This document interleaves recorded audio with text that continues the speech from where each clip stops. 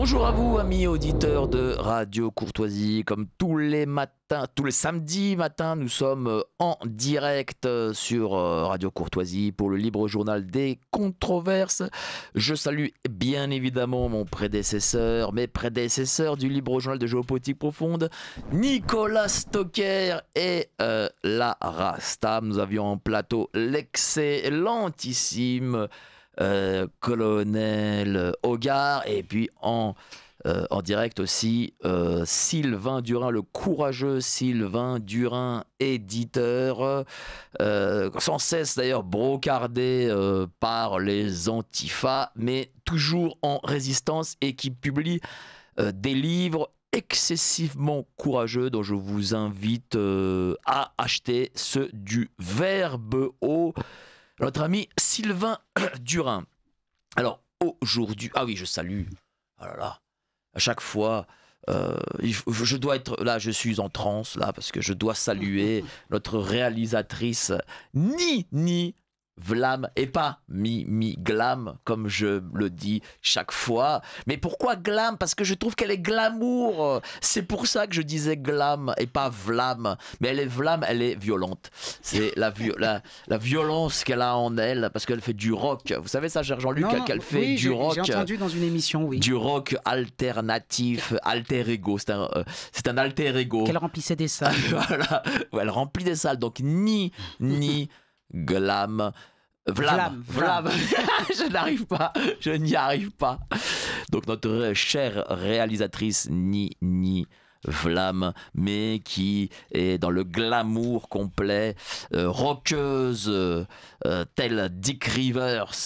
Elle fait du rock endiablé et du boogie-woogie avec notre ami Eddie Mitchell. Donc je la salue évidemment, c'est elle qui réalise la superbe Ni Vlam.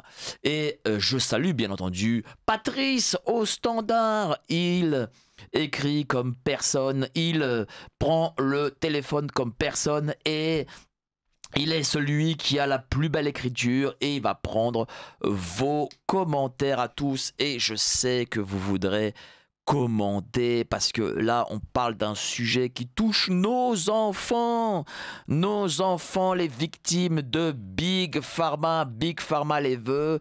Ils n'ont pas assez d'argent, ils ne gagnent pas assez d'argent, Big Pharma ne fait pas assez de profit et ne monte pas assez en bourse. Donc Big Pharma cherche de nouveaux marchés, et les marchés, c'est les enfants. Lorsque dorénavant un enfant est trop turbulent, c'est parce que d'après Big Pharma, il a un problème psychologique, et donc du coup, et ce n'est pas du tout une question d'éducation, et donc du coup, il faut lui vendre des cachets. Lorsqu'un enfant peut-être peut s'ennuyer à l'école, c'est parce que il est trop intelligent, évidemment. Quoique, au vu de ce qui se passe à l'éducation nationale, il peut n'être que trop intelligent, ça c'est sûr. C'est clair. Mais il a quand même besoin de cachets. Il a besoin de cachets pour tout. Il aime le football, il a besoin de cachets. Il travaille à l'école, il a besoin de cachets. Il mange un peu trop, il a besoin de cachets. Des cachets pour tout. C'est ça, cher Jean-Luc? Eh oui, des cachets pour remplacer l'éducation qu'on ne veut plus donner aux enfants, ou qu'on ne se sent plus capable de donner aux enfants. Ou je pense que là, je vais vous donner une petite anecdote. Hein. J'ai pris notamment le RER, et je voyais un parent, je me disais, mais catastrophe. Et voilà, dans quelques années, elle va me l'amener en me disant qu'il a besoin de médicaments. Pourquoi catastrophe? Qu'est-ce qui se passait? Soyons concrets, on est dans un RER, par terre c'est sale, il y a du monde et tout, et on avait un petit garçon, et la maman jouait avec lui, il y avait des camions, il y avait tout comme au salon. Et je me suis dit, mais hallucinant. Et elle frustre pas l'enfant. Alors l'enfant joue partout, dans tout le RER, comme ça, c'est pas le lieu pour jouer. Donc voilà. Et à un moment donné, l'enfant finit par pleurer, évidemment. Parce qu'à un moment donné, il y a quelque chose qui va pas, puisqu'elle lui dit oui depuis le début, puis à un moment donné, elle lui dit un petit non. Alors là, tu peux pas monter sur le genou de monsieur. Et là, boum, l'enfant, non. Et puis elle lui met une grosse tarte dans la tête, et je me dis, cette tarte, elle était inutile, parce qu'il y avait débat, l'enfant ne devait pas avoir tous ces camions dans le RER, parce que le RER, c'est pas fait pour ça. Et là, je pense que c'est vraiment ça le problème, c'est qu'on ne dit plus aux parents qu'ils donnent de mauvaises réponses et que ça part de là et que c'est du conditionnement et qu'après vous allez finir dans mon cabinet en me disant mon enfant ne m'obéit pas, je ne sais plus quoi faire, à l'école ils m'ont dit qu'il était TDAH, trouble du déficit de l'attention avec hyperactivité. Ouais, ça veut dire qu'en fait, c'est pas de sa faute. C'est pas de la faute des parents, c'est la faute de personne de toute façon, parce que de toute façon, dans notre société actuelle, plus personne n'est responsable de rien, même pas le président de la République. En réalité, c'est parce qu'il a un trouble psychologique, Voilà. et donc il faut lui donner des cachets. Beaucoup de cachets. Vous en avez déjà parlé déjà d'ailleurs un peu dans votre premier livre, mais là, vous avez décidé dans ce livre-là, Neurovibe, que je le prenne là, Neurovibe, neurodiversité de A à Z, voilà. Que vous trouvez sur Amazon. Et il y a un sous-titre, si je peux me permettre, derrière, qui s'appelle Business en jaune. Mensonge, business et naïveté. Voilà. Et donc là, vous consacrez ce livre à 100% sur ces questions-là. Sur ces questions de la neurodiversité. Et la neurodiversité, ça inclut bien sûr TDAH. Alors à chaque fois, parlons pas en acronyme parce que on n'est pas à la fonction publique ici. Voilà, dites vraiment les mots. Je dis ça parce que tout le monde connaît cette expression et je l'entends tout le temps. Hein, mais bon, donc en tout cas, alors si je parle pas d'un acronyme, je parle d'enfants qui ont des déficits de l'attention, des troubles du comportement, mais j'inclus aussi les LGBT. Hein. Enfin, je suis désolé d'utiliser des acronymes, parce que le LGBT, comme j'explique, c'est... bon, ça, vous pouvez. Là, je peux. Se prétendre effectivement être né ainsi. Alors, je vais citer des auteurs, hein, Judith Singer, tout ça, je vais en parler. Mais en fait, je veux même parler de ce mouvement qui fait qu'à un moment donné, on considère que le genre n'est pas seulement homme et femme, mais il y a différents genres qui se sont invités dans le paysage. Et vous voyez que sur la couverture, on a une sorte d'extraterrestre, enfin, d'une tête un peu spéciale, une dame comme ça, parce que ça s'appelle, figurez-vous, le xénogender. Je pense que les auditeurs n'ont pas entendu parler de ça. Eh bien, ce sont les êtres qui considèrent n'être d'un autre genre que d'un être humain. C'est-à-dire que ce sont des gens... Ça existe, oui. Ce sont des gens qui considèrent... Je vois ça sur Internet. Voilà, qui considèrent... Ce monde me désespère. Voilà. Non, mais c'est pour vous dire que... Je suis désespéré. Et voyez, ce qui est intéressant, c'est la norme... Attendez, c'est-à-dire que des gens... C'est quoi, des jeunes ? Des jeunes, oui, beaucoup les jeunes. Et s'ils ne se considèrent pas être humains, ils se considèrent quoi ? Alors des fois des extraterrestres, ils se considèrent parfois être des animaux, enfin par certains même considérer être des objets, ne pas avoir d'organes vitaux et de tout ça. Non mais c'est grave parce qu'on est... Est-ce qu'on est sur une question marginale ou est-ce que... Non mais... Quand je dis ça, c'est-à-dire que est-ce que ça concerne un fou, le fou du village, en gros, si je puis dire, ou est-ce que de plus en plus de jeunes aujourd'hui se considèrent comme ça, comme une forme d'identité. De plus en plus de jeunes, alors bon, ça restera toujours marginal, mais même s'il y a un lobby pour nous faire croire que c'est commun. Et c'est ça le problème, c'est que dans la communication, les jeunes qui scrollent là dans les réseaux sociaux... Enfin, pardon. Alors, voilà. Le cochonnet est là. Pardon, les jeunes qui font défiler dans les réseaux sociaux et tout ça vont avoir des algorithmes qui vont leur représenter énormément ça. Et donc, effectivement, il y a un mouvement, et c'est le mouvement de la Neurovibe, qui va, si je puis dire... Vous avez des parents qui viennent avec un enfant et leur disent écoutez, mon fils se sent, je sais pas moi, d'un animal quelconque. Non, j'ai pas eu ça. Pas encore. Non, pas encore. Mais par contre, j'ai énormément de parents qui viennent parce qu'ils sont persuadés que dans le cerveau de leur enfant, il y a un neurodéveloppement qui n'est pas celui d'un enfant ordinaire. Et on leur a dit on leur a fait passer un test et on leur a dit qu'il fallait prendre des pilules au final. Hein. Mais avant de prendre des pilules, on leur a dit que leur enfant était neurodifférent. Et ils viennent et moi j'ai un... Qui leur a dit ? Eh bien, des professionnels, hein, des neuropsychologues, des testeurs, enfin des gens à qui à l'école, il y a même des psychologues. C'est quoi des testeurs ? C'est encore un nouveau métier, ça ? Non, mais il y a par exemple un psychologue scolaire fait passer un WISC. Alors, qu'est-ce que c'est qu'un WISC ? C'est un Wechsler Intelligence Scale. Alors, en français, c'est un test pour évaluer le QI. Et à partir de là, ils viennent et ils disent aux parents, regardez, j'ai fait passer tel test, alors des tests qui normalement coûtent cher, mais à l'école c'est gratuit, et regardez, je vois qu'il y a un problème d'attention, donc votre enfant est neuroatypique. Alors, vous voyez, nous sommes neurotypiques, vous et moi, normalement.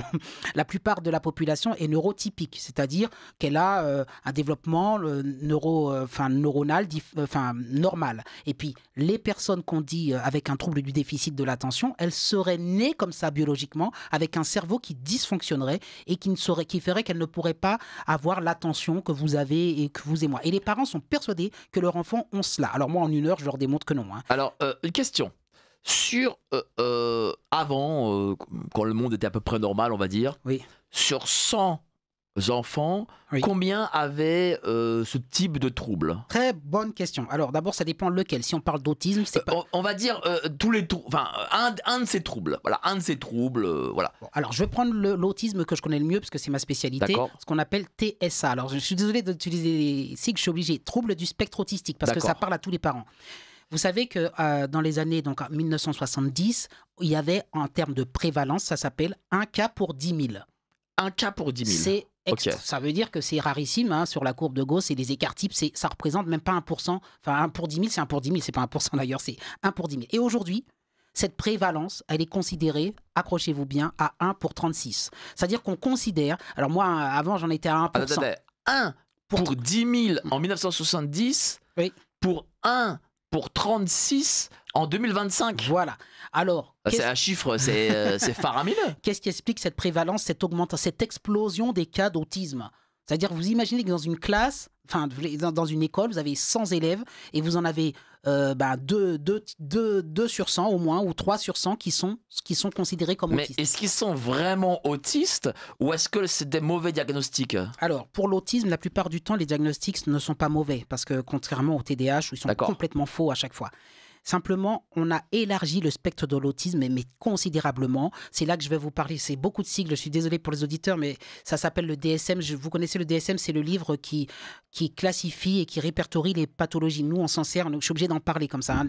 Les médecins, les psychiatres, les psychologues, ça veut dire que c'est un livre qui vous permet de dire, regardez, il y a tel ou tel ou tel et tel signe, l'enfant est autiste. Sachez qu'on ne peut pas, et je le répète à tous les auditeurs malgré les lobbies, vous faire croire que l'autisme a une source forcément génétique et faire passer un test à l'hôpital qui fait une prise de sang, qui dit ou quoi que ce soit. La seule façon, et la HAS l'explique, encore un sigle, la Haute Autorité de Santé explique que pour diagnostiquer l'autisme, il faut quoi? Il faut une observation clinique. Et il y a des critères d'observation clinique. Et sur ces critères cliniques, on dit que l'enfant a un trouble autistique. Eh bien, sachez que le fameux DSM, le livre qui classifie les pathologies, c'est une classification américaine, a augmenté, élargi ces critères diagnostiques, ce qui fait qu'il y a de plus en plus de cas qui sont considérés comme autistes. Je vous donne un exemple. Par exemple, moi, je vois l'autre jour des parents qui viennent pour des enfants que si j'avais été un psy dans les années 70-80, jamais je n'aurais diagnostiqué comme autiste. Et aujourd'hui, je les diagnostique comme autiste d'après les nouveaux critères. Donc, c'est en bougeant les critères qu'on inclut de plus en plus de monde dans la pathologie. Par exemple, ce qu'on appelle les autistes légers ou les autistes de type Asperger. Vous avez entendu ce mot Asperger? Oui. Elon Musk considère qu'il est Asperger. Il l'a communiqué au monde entier, hein. D'accord. On considère que Einstein l'était. Bon, je vous expliquerai tout ça après. Donc, un autiste Asperger, c'est un autiste intelligent qui a d'abord pas de problème de communication de langage, même si il a quelques lacunes, mais il faut être spécialiste pour s'en rendre compte. Et surtout qu'il y a une spécificité, c'est pour ça qu'on retrouve Elon Musk qui est là-dedans, c'est qu'il a des passions.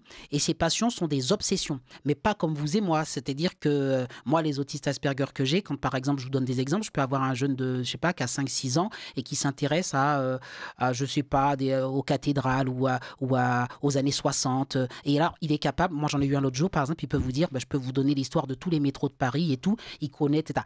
Il a été chercher... Ça veut dire qu'en gros, on va dire que... Alors, tout de suite, ça aspire. Parce que moi aussi, je suis comme vous. J'ai plein d'amis qui me disent, ah ouais, mais moi, si je suis au QI, c'est parce que je suis autiste Asperger. Alors bon, on a l'impression que, non, mais... je suis entouré d'Asperger. Non. Mais en fait... Oui. Est-ce que ça signifie juste que Elon Musk, je sais pas moi, peut-être un QI plus élevé que la moyenne, tout simplement? C'est une bonne question, mais pour en fait diagnostiquer un Asperger, il y a des critères extrêmement précis qui fait que ça ne peut pas vous tromper. Les parents, franchement, là-dessus, alors c'est difficile à expliquer parce que moi c'est un peu mon métier et j'ai peur de perdre les auditeurs.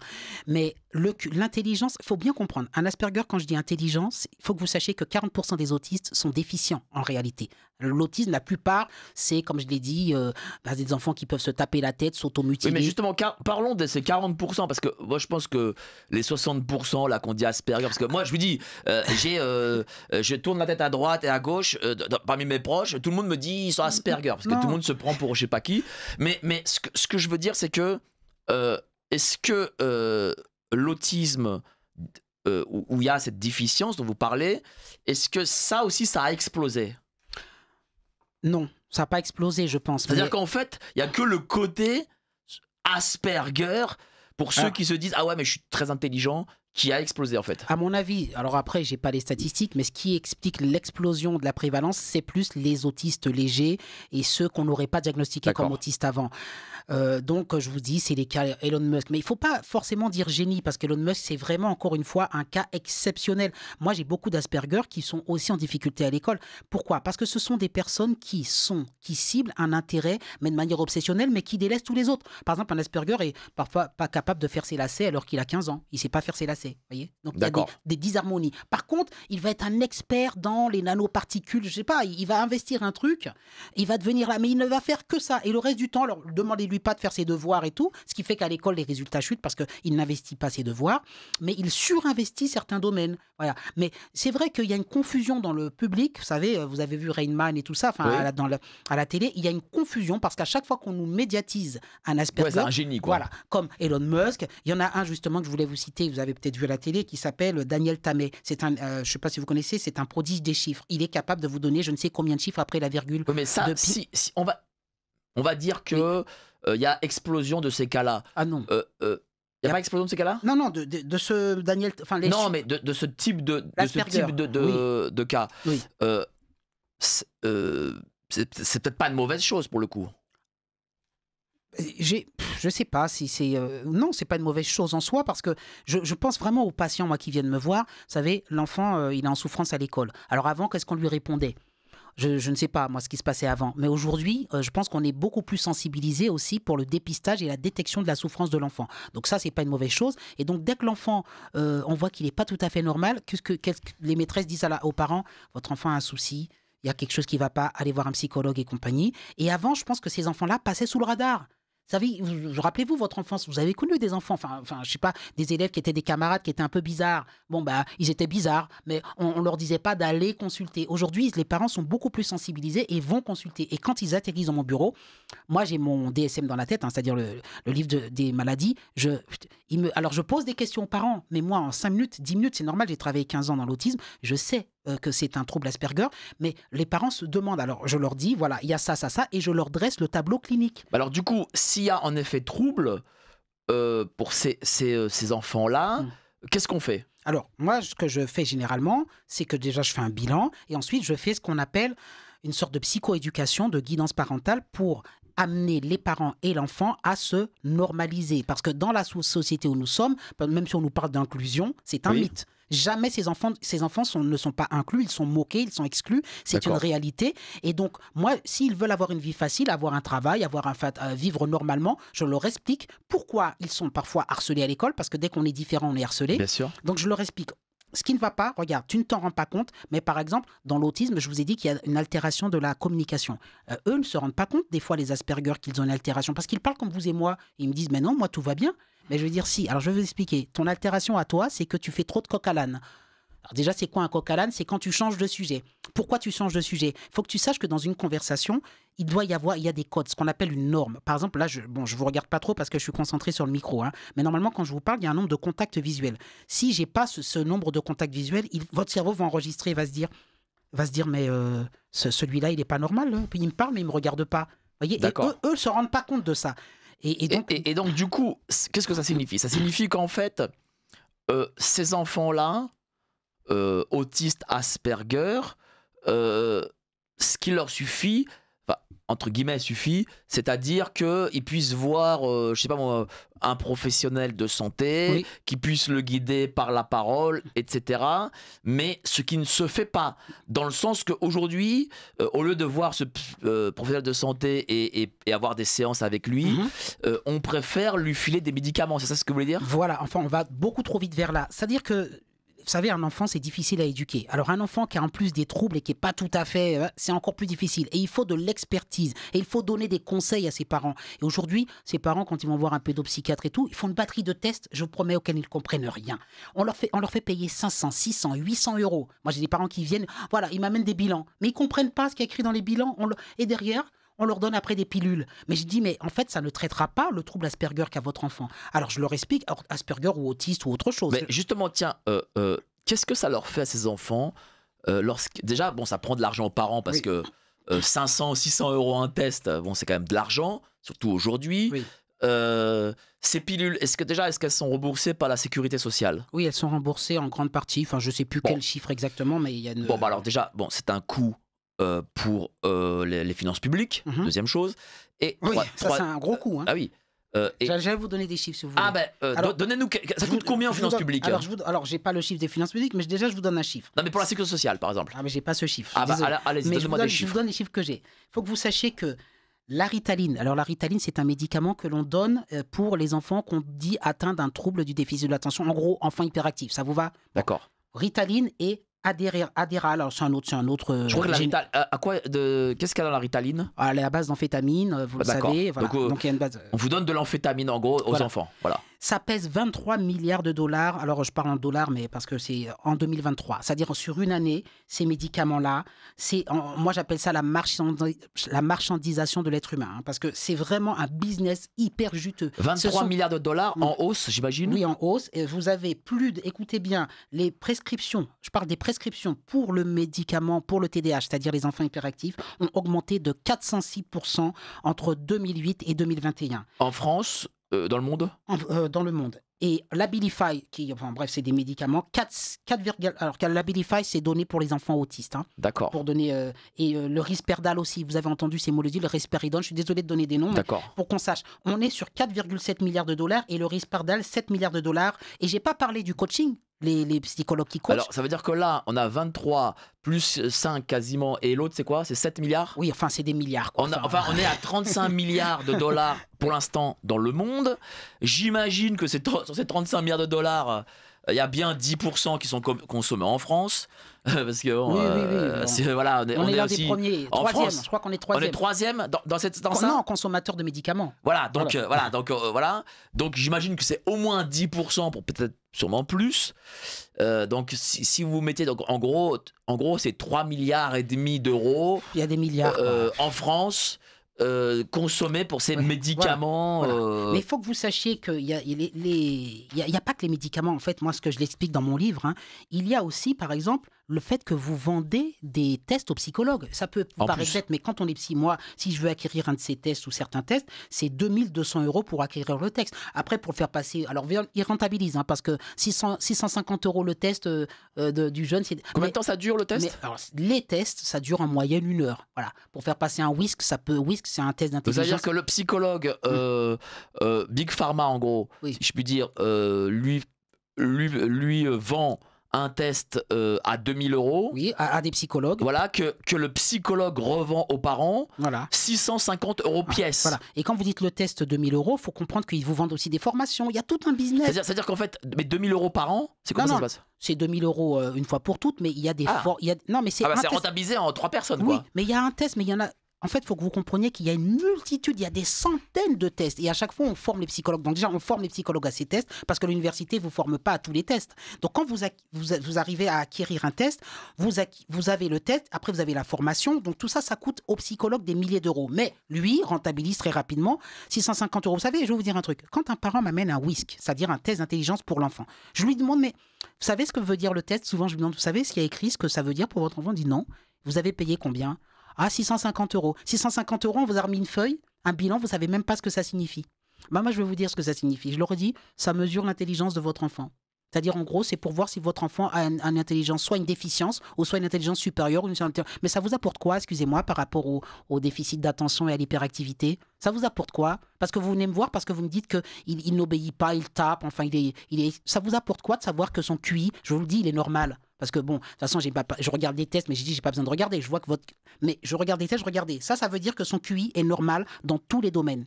Bon, maintenant, ça vous apporte quoi par rapport à son trouble du développement d'hyperactivité? Est-ce qu'ils répondent? Ils sont là, ils sont désœuvrés. Je dis, vous avez mis 650 € en l'air. Moi, aujourd'hui, vous venez me voir parce que votre enfant, il ne vous obéit pas. Et il y a même, par exemple, notamment une mère le jour qui est venue me voir, j'ai peur de ma fille de 12 ans, elle me menace, elle va me taper. Un jour, elle va me taper. Je dis, mais elle me dit, elle est TDAH. Je dis, arrêtez. Votre fille vous tape et va vous taper. Enfin, en tout cas, elle est très agressive avec vous. Parce que dans mon bureau, là, je vois que vous lui répondez n'importe quoi. Vous ne savez pas l'éduquer. C'est-à-dire que vous favorisez... Comme l'histoire dans le RER. Vous savez, moi, je vais vous dire une chose. Oui. Tiens, je remarque que, avec stupéfaction, hein, que les enfants aujourd'hui qu'ils soient des enfants de bourgeois, de prolétaires, de classe moyenne, Oui. qu'ils soient des enfants de blancs, de noirs, d'origine maghrébine, ce qu'on veut, aujourd'hui ne sont pas éduqués. Ben oui. Mais c'est hallucinant. Attendez, j'étais à la salle de sport le vendredi, non, pardon, le 1er mai. Oui. Et bon, évidemment, dans ma salle de sport, c'est à l'intérieur d'un hôtel, en face de chez moi. Et les familles venaient avec leurs gosses dans la salle de sport. Et les enfants braillent, etc. À aucun moment, le parent dit « Arrête, on ne braille pas dans une salle de sport. » Et voilà. Moi, je vais vous dire une chose. Putain, mais moi, je le voyais. Alors, mon père, il est né en 32. Bon, alors, il m'a eu un peu tard. Mais moi, ça filait droit, quoi. Mes grands-parents, pareil. Enfin, je veux dire. Et aujourd'hui, les parents de ma génération, enfin de notre génération, et encore plus jeunes, alors eux, c'est le total.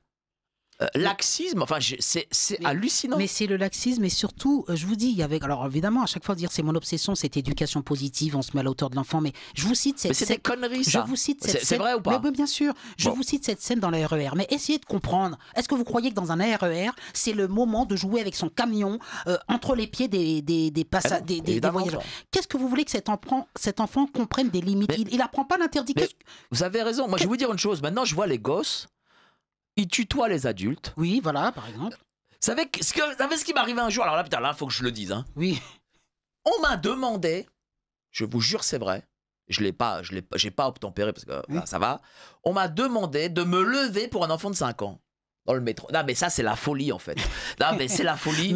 Ce pays, je le dis très sincèrement, alors là, je me lâche un peu. Bon, tant pis pour les commentaires, mais ce pays est devenu complètement fou. Mais c'est parce qu'on est dans l'enfant roi. Et vous savez que l'enfant roi, là, vous avez donné une très bonne image. Le roi, c'est l'enfant, il faut lui céder la place. Et comme je vous expliquais, moi, quand j'étais choquée... Vous savez, maintenant, les vieux de 80 ans, ils vont céder la place aux mômes de 10 ans. Alors vraiment, on est dans le monde, dans l'inversion des valeurs. Voilà, l'inversion des valeurs. Cet enfant roi que j'ai vu tout à l'heure dans le RER, qui joue entre les pieds des passants, des voyageurs dans son camion, la mère doit lui dire une seule chose quand elle quitte le domicile. L'enfant veut prendre son jouet. Ici, là, on va prendre les transports. C'est pas un endroit pour jouer. Donc tout ça, tu me laisses ça à la maison et on y va. Et on n'en parle pas. Elle n'aura pas besoin de lui donner une claque ensuite. Parce que, mais du coup, moi, je voyais ça intérieurement. Je disais, mon Dieu, cet enfant, dans quelques années, on me dira, il fera passer des tests parce que les enseignantes lui diront, votre enfant n'écoute rien, votre enfant. Et puis on lui dira, je fais passer un test. Ah ben, vous savez quoi? Il est TDAH. Ah ben, et cette mère naïvement me dira qu'il est TDAH. Et moi, je lui montrerai que madame, vous avez raison. Non, il n'est pas TDAH. Simplement, vous avez mal répondu. Vous vouliez me poser une question sur les effets secondaires? Non, mais je voulais rajouter une petite parenthèse parce que là, je suis lancé là. Oui.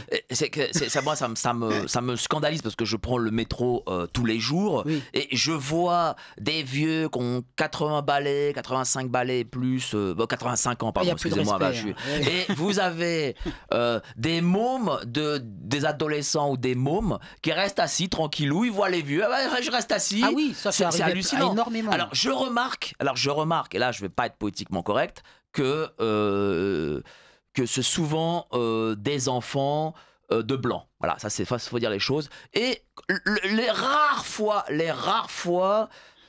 où je vois un môme ou laisser la place à une personne âgée, c'est souvent un Africain. Voilà, bon, c'est les rares fois. Même si ça arrive pas souvent non plus. Mais je trouve ça hallucinant. En tout cas, oui. Je veux dire... j'ai des obsessions comme ça aussi. Je suis désolé, peut-être que je suis autiste Asperger. Mon obsession, c'est les vieux dans le métro. Non, mais les autres, ils étudient. Non, mais vraiment, vous avez vraiment l'éducation, c'est vraiment une énorme part du problème. Et aujourd'hui, je vous ai dit, on ne fait plus ce travail-là. Et c'est... D'ailleurs, vous me posiez la question sur l'explosion des prévalences et tout. Moi, je pense vraiment que la société va de mal en pis avec la jeunesse, avec l'éducation positive, etc. Parce qu'on est dans une, comment vous dire, dans une forme de laxisme éducatif qui fait que vous avez des problèmes à l'école. Les profs, ils ont peur. Les profs ont peur des enseignants. Non, les enseignants ont peur des élèves. Ils sont là en train de se dire, à quelle sauce je vais te manger ce matin. Donc, et puis, il y a d'autres problèmes. Alors là, on va parler de l'autisme. Oui. Allons, Oui. L'autisme, comme vous l'avez dit, c'est visiblement assez précis. Oui, Très il y a bien. des critères que je ne vais pas citer là, mais... Même si quand même on peut... C'est bizarre que le législateur ne se pose pas la question comment on passe de 1 cas sur 10 000 à 1 cas sur 36. Mais bon, ça c'est autre chose. En 40 ans. Voilà, en 40 ans. Mais bon, le législateur, de toute façon, il voit pas grand-chose. Ou alors, il organise les choses. Mais là où, on va dire, c'est quand même très grave, c'est les questions de haut potentiel intellectuel, de haut potentiel émotionnel, ça c'est encore des nouveaux termes, et des questions d'attention, de troubles de déficit de l'attention, et des questions de LGBT. Voilà. Le genre. Voilà, le genre. Parce que dorénavant, on a 6 ans et on se sent homosexuel, par exemple. Oui, mais il y a pire que ça, enfin, si je puis dire, c'est que vous savez qu'il y a des jeunes mamans, et il y en a une qui qui cartonne sur les réseaux sociaux, qui explique que son enfant n'est pas né dans le bon sexe et qui entend, même si son enfant a 2 ans et qu'il parle à peine, que son enfant lui dit intérieurement qu'il veut changer de genre. Et cette mère opère, vous savez qu'il y a de plus en plus d'enfants qui transitionnent. Mais quand je parle d'enfants, c'est-à-dire des enfants de 2 ans à 5 ans qui, par exemple, qui sont normalement un petit garçon et dont les parents les habillent en petite fille en leur disant « mon enfant est trans ». Des bébés trans, ça s'appelle des bébés trans. Vous vous rendez compte de ça? Un bébé. C'est-à-dire que le bébé, il est conditionné à dire je m'appelle pas Pierre, mais je m'appelle Pierrette. Mais allons d'abord vers les cas qui sont plus généraux, oui. C'est-à-dire au potentiel intellectuel, au potentiel émotionnel. Oui. Là aussi, alors ça, je veux bien en parler. Expliquez-nous, parce que on a des enfants qui, par exemple, sont très turbulents. Et donc, qu'est-ce qui va se passer? Alors, qu'est-ce qui va se passer après Alors, les HPE et HPI, ça concerne les enfants et les adultes beaucoup, hein, même de plus en plus. C'est-à-dire qu'on va considérer qu'à partir du moment où l'enfant gère mal ses émotions, mais quand on gère mal ses émotions, vous savez, ce n'est qu'un symptôme de quelque chose. Un enfant qui fait une crise, il gère mal son émotion. Normalement, c'est péjoratif. Ça veut dire qu'il a mal été éduqué, ça veut dire qu'il faut qu'il apprenne à se réguler, à se normaliser. Eh bien non, on dira, c'est génial, il faut accueillir. En fait, son cerveau fait que lui, il ressent les émotions 10 fois plus que les autres, et donc il est HPE, au potentiel. Ça veut dire que ce n'est pas un petit voyou, on va dire. Non, oui. C'est parce qu'en fait, il est HPE, voilà. Et donc il a besoin de médicaments. Voilà, il a quelque chose en plus dans le cerveau qui fait qu'il capte les émotions puissance 10. Et donc, cet enfant-là, au lieu de le brimer dans la société, alors bon, moi dans mon livre, je parle de plusieurs auteurs, notamment Michel Foucault, si vous voulez, je vous dirai 2 mots, parce que ça vient de là. C'est-à-dire que ce sont des auteurs qui théorisent, qui expliquent qu'il faut se battre contre les normes. Michel Foucault a une haine des normes, c'est un philosophe français. Bon, tout ça, je le connais, vous êtes à Radio Courtoisie, non, vous pardon, n'êtes pas, pardon. D'accord, vous n'êtes pas sur Énergie 12. Je parle pour... Voilà, non mais quand même là. Bon, alors je dis rien. Mais ce que je veux dire par là, c'est qu'il y a beaucoup de théoriciens qui ont théorisé tout cela. Et donc, la haine des normes, aujourd'hui, elle est partagée. Donc, elle part de ces auteurs, mais elle est partagée par la neurodiversité. C'est-à-dire qu'ils expliquent, nous sommes neurodifférents, nous le revendiquons. Et moi, laisse-moi, avec mon HPE, c'est-à-dire, laisse-moi être... je donne dans le livre notamment beaucoup de petites vignettes que j'appelle des récits, où je raconte complètement des petites histoires. Où, par exemple, notamment, un homme débarque dans une assemblée avec des jeunes qui sont des architectes, en train de réfléchir, de parler, et il débarque avec perte et fracas, il perturbe toute l'assemblée parce qu'il est HPE et que de toute façon les autres doivent le supporter. Eh bien non, nous n'avons pas à supporter les excès de personnalité, de mauvaise régulation des émotions des personnes sous prétexte qu'elles sont HPE. Alors, j'ai une question. Vous voyez, d'accord? Bien sûr, évidemment. Bonjour messieurs, merci pour cette émission très intéressante. Pour les gens de troubles évoqués, neurodivergents, au lieu d'acheter des cachets, est-ce que proposer des massages adaptés pourrait aider les enfants concernés? Est-ce qu'il existe des études sur la question, s'il vous plaît, en vous remerciant par avance pour votre retour? J'imagine que c'est une maman. Non, alors je ne crois pas du tout aux méthodes où on s'attaque aux symptômes en disant je vais taper dans un sac de punching ball, dans un truc. Il peut exister tout un tas de trucs, de massage, de trucs de zen, il y a même des trucs de contention, on peut mettre tout ça en place. La réalité, c'est qu'il faut essayer d'identifier l'origine du trouble. Donc là, ce sont pour moi des mesures, des cataplasmes sur des jambes de bois. Ça peut faire du bien à l'enfant, un massage, moi je dis pas, mais... Si les parents continuent de donner les mauvaises réponses, l'enfant continuera d'être intolérant à la frustration. Vous êtes d'accord? Bien sûr. C'est ce qui compte.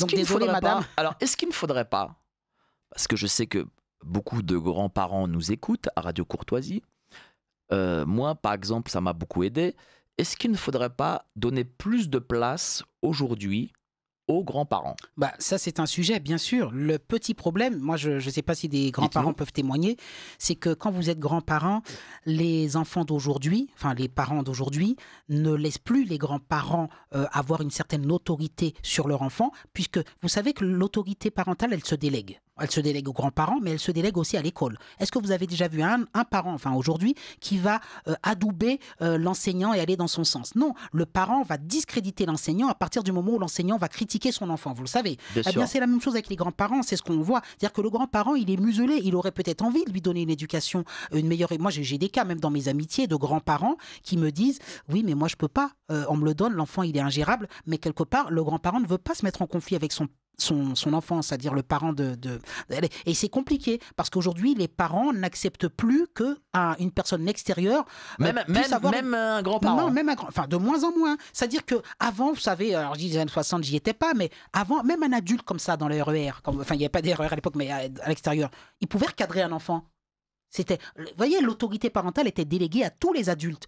Et vous, en tant que parent, vous n'alliez pas dire à l'autre, pourquoi tu as dit ça à mon enfant? Non, vous alliez même féliciter le monsieur, dire merci, monsieur, d'avoir recadré mon fils. Enfin, vous voyez, en gros. Bien sûr, bien sûr. Aujourd'hui, si jamais vous recadrez un enfant, c'est pas votre enfant, vous le recadrez. Par exemple, vous voyez, dans le RER, je vous raconte, si moi j'avais dit avec cet enfant, t'arrêtes de jouer entre mes pieds là, c'est pas l'endroit pour jouer. Enfin, vous voyez, si j'avais. Bien sûr, bien sûr. La mère, elle m'aurait invectivé. Parce que la mère, elle comprend pas pourquoi, vous voyez. Mais par exemple, vous, en tant que psychologue, comment vous arrivez à gérer ces cas? Parce que j'imagine que vous, qui êtes étranger à la famille, vous avez ce genre de réflexion. Alors c'est l'aura du psychologue, là ça change, parce que dans mon bureau, bon, il y a une asymétrie qui fait que le parent ne me dit pas grand-chose, n'ose pas me contredire, et c'est vrai que je suis réputé psychologue assez dur, hein, assez sévère, enfin je suis pas là pour rigoler. Hein. Quand on Vous m'amène... êtes nanny là, Ouais. super nanny. Ouais, alors, je vous promets que quand C'est on ça. m'amène un enfant et déconne, moi je dis les choses, vous voyez, enfin vous avez compris, j'ai un Alors, Bien franc-parler. sûr. Alors, j'ai d'autres questions d'auditeurs. Recrudescence de cas d'autisme, est-ce égal à l'absence du rôle du père? Oh, c'est un raccourci, ça je peux pas dire. Alors, c'est vrai que vous savez qu'il y a un couple sur deux qui divorce, il y a de plus en plus de familles Mais d'un monoparentales. autre côté, faut aussi se dire les choses. Oui. Le père, faut pas croire que le père est moins laxiste que la mère.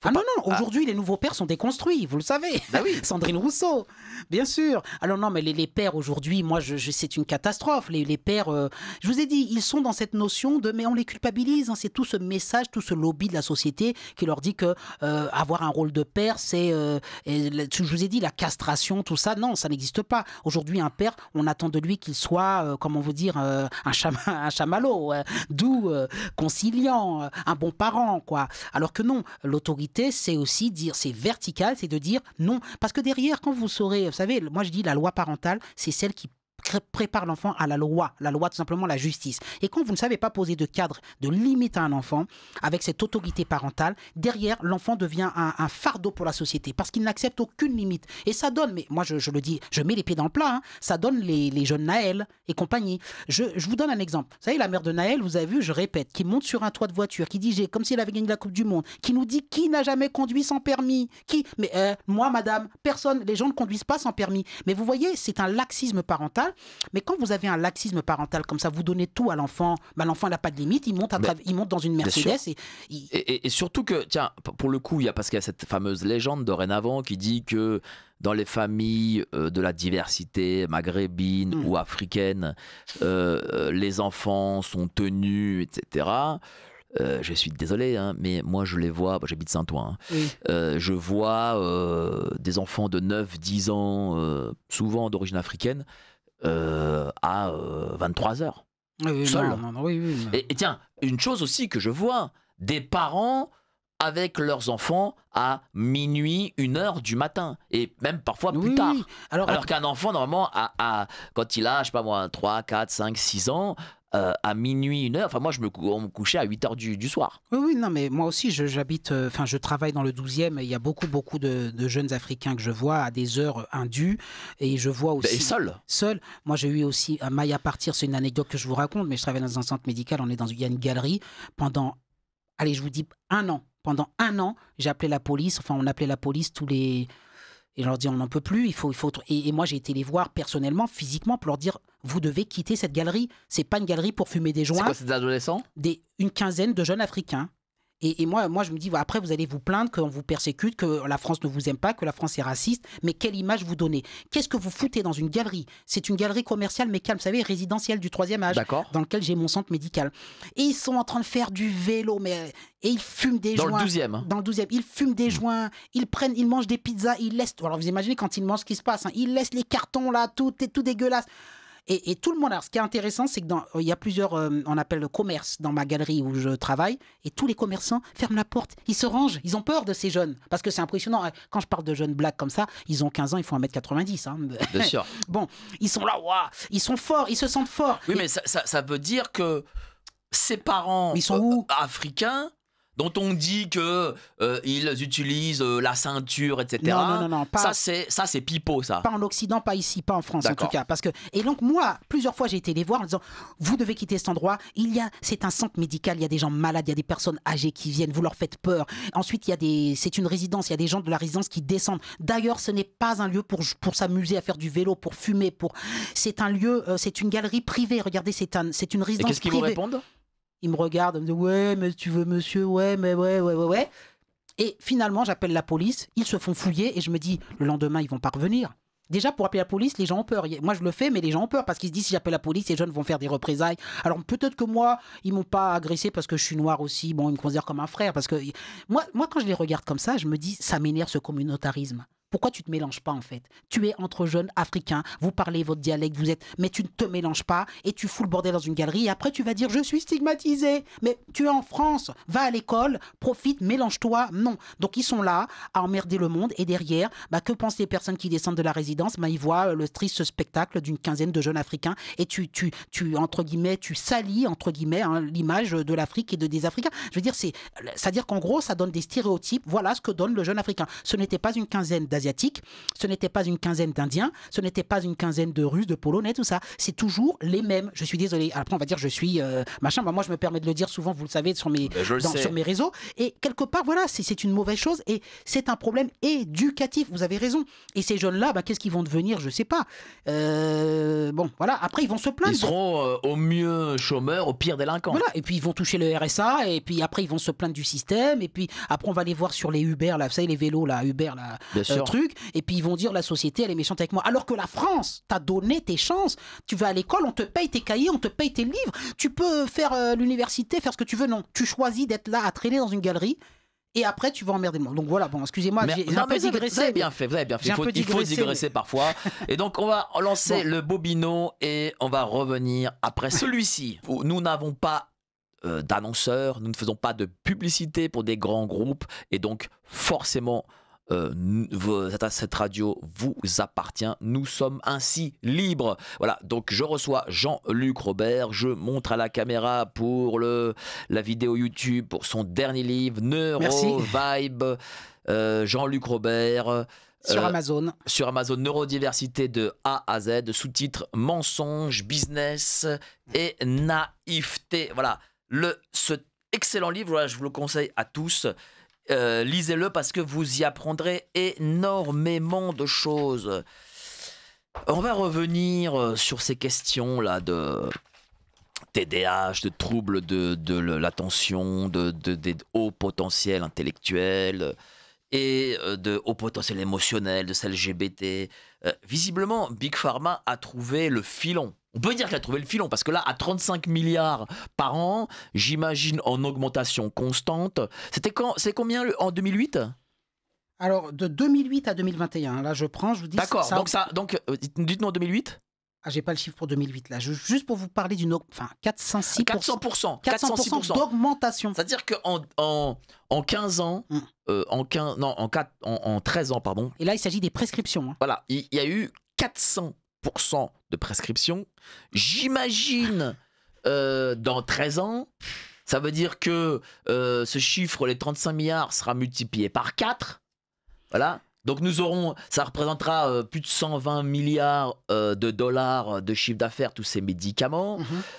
Mais quelle nouvelle société allons-nous avoir, cher Jean-Luc? Une société abrutie, si je peux dire, enfin d'abrutis. Alors je parle pas, C'est Idiocratie, le film voilà, Idiocratie. l'idiocratie, exactement. Non, mais surtout que moi, je me dis, dans ces médicaments, j'allais vous parler des effets secondaires, il y a des choses graves pour les jeunes. Vous savez qu'il risque, il y a beaucoup de risques pour leur santé. Justement, voilà, j'ai ouvert la page, j'ai mis dans mon livre, c'est la page 208, notamment les effets fréquents. Alors bon, il y a de la somnolence, des vertiges, bon ça vous connaissez, mais vous avez carrément de la bradycardie, c'est-à-dire ralentissement du rythme cardiaque. Ralentissement, c'est-à-dire que ça met les jeunes en danger.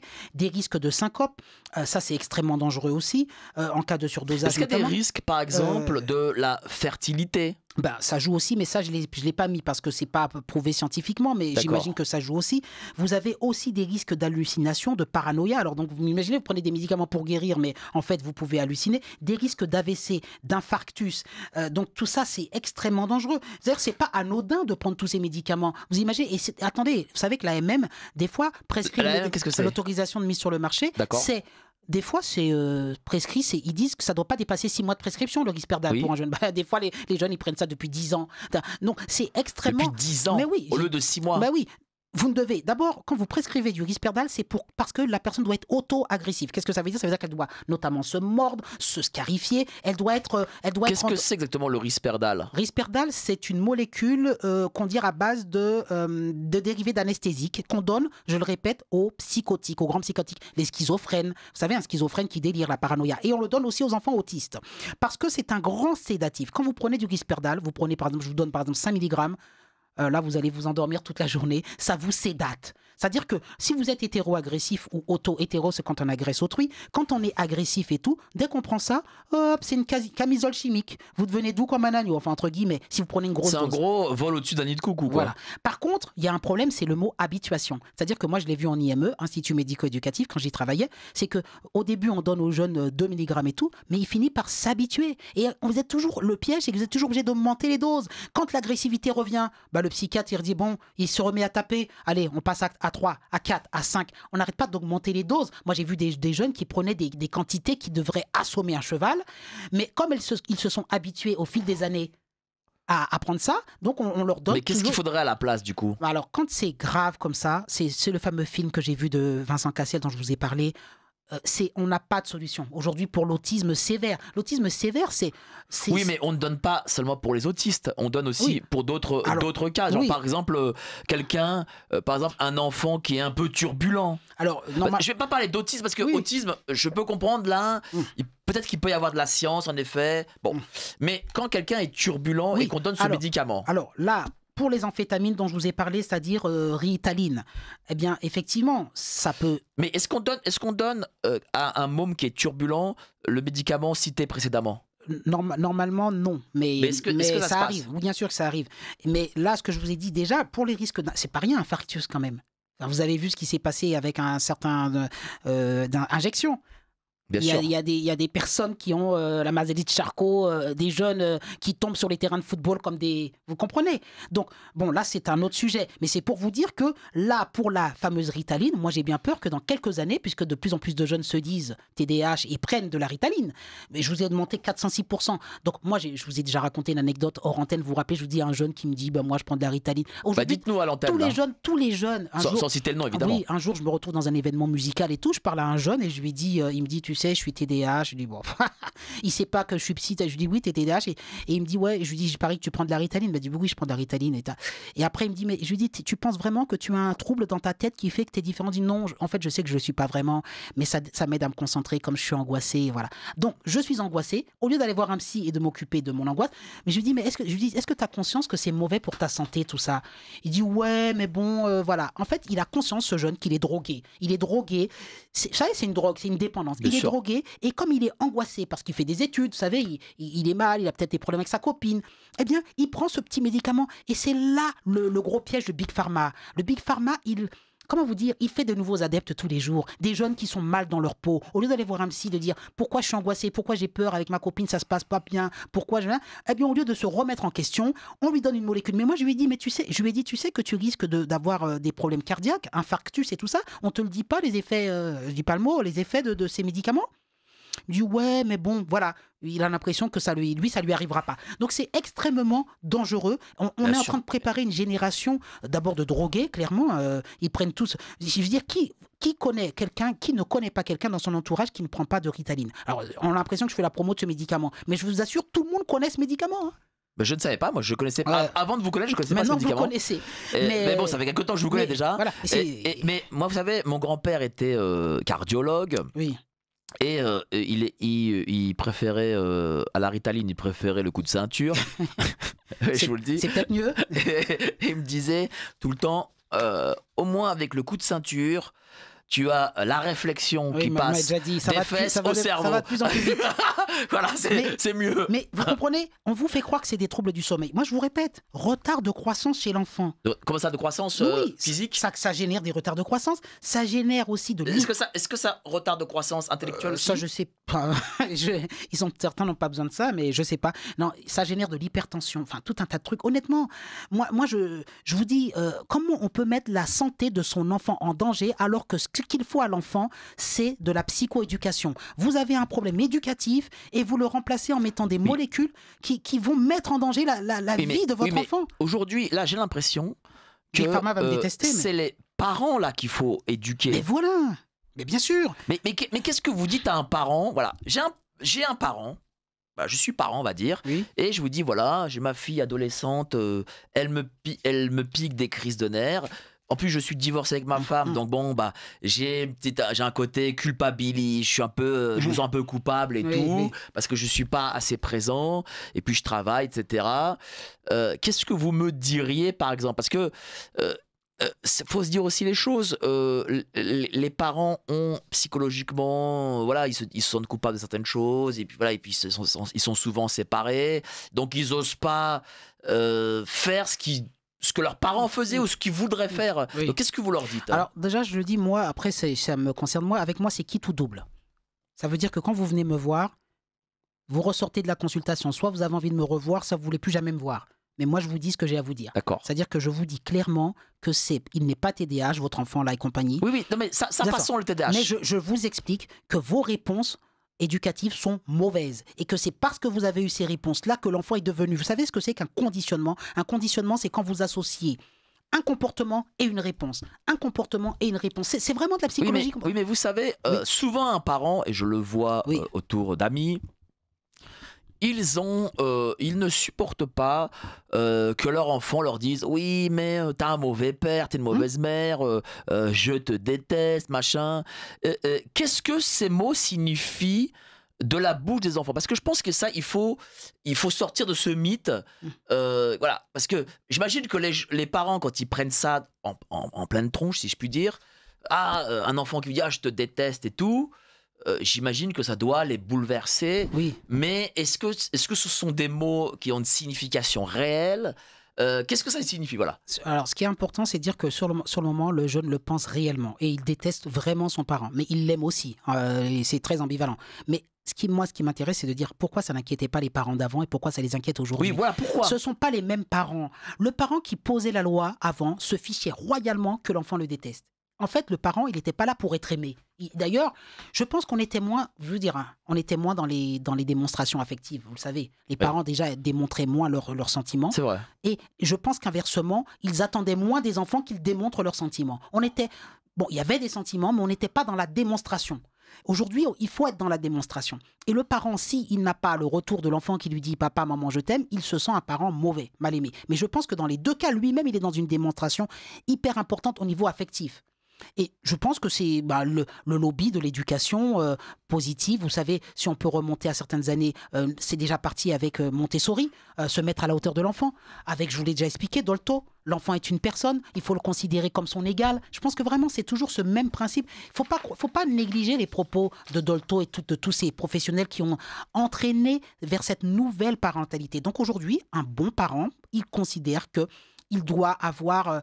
je veux dire comme des likes, excusez de dire, enfin des pouces en l'air, de la part de son enfant. Son enfant doit le valider. C'est-à-dire que si votre enfant à 13 ans, il vous dit « Papa, je te déteste », alors, sur le moment, il est frustré, donc il le déteste forcément, Mm. mais ça ne cause pas une rupture Mais non, entre le parent et l'enfant? non, jamais. Mais ce que craint, c'est ce que craint le parent, souvent. C'est que l'enfant va le détester. Vous savez, moi souvent pour aider ses parents, puisque vous me demandez ce que je fais, puisque je suis un homme, je prends symboliquement le rôle de père. Parce que souvent j'ai des familles monoparentales qui viennent Oui. me voir avec donc des mères, avec des ados qui limite les frappent. Eh bien moi je prends Qui frappent leurs parents. limite, oui, des mères qui ont peur de leur fils, ça arrive fréquemment. Et C'est quel profil? tous les profils, D'accord. hein. Et à ce moment-là, moi je joue le rôle du père symboliquement. C'est-à-dire que je dis, bah, à partir de maintenant, ton téléphone, tu me le donnes. Il reste là. Vous imaginez Alors, la mère dit... bah ouais, oui. voilà, bon. j'ai Bon, des questions d'auditeurs. alors, je vous écoute. Sachez que notre ami Jean-Luc Robert n'est pas médecin, il est psychologue. Tout à fait.